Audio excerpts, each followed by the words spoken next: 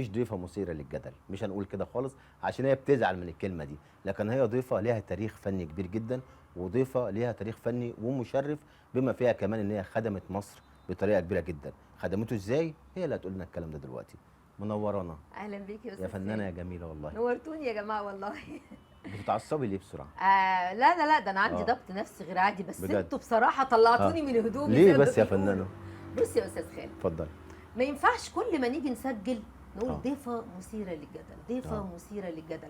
انتوا اديتوا انطباع للشعب وللجمهور، اه الجيل الجديد بالذات اللي ما يعرفش هند عاكف بسبب اه غياب هند عاكف اه عن الساحه الفنيه. تمام. وده هنقوله ليه وقلناه 100 مره. اه فما ينفعش النهارده كل ما نيجي نقول ضيفه مثيره للجدل، لا، ايوه انت تقول على هند عاكف في الحقيقه ان حلو. فعلا انا فنانه بشتغل من وانا عمري 4 سنين من اسره فنيه، يعني ضيعت عمري كله في الفن. اه فما ينفعش النهارده كل ما نيجي نتكلم ضيفه مثيره للجدل، الجمهور قال مين هند عاكف مين اللي لا ادى يا جماعه الانطباع؟ اسمعوني مين اللي بس. ادى يا الانطباع؟ جماعه انا مش بحب اسير الجدل، لكن ايوه هي هند طول عمرها كده لما بتظهر في مكان الناس بتحب تتكلم معاها، ايوه. بتلفت النظر. ده غصب عني والله، اعمل ايه يعني؟ قولوا لي اموت نفسي عشان يعني ترتاحوا ولا ايه؟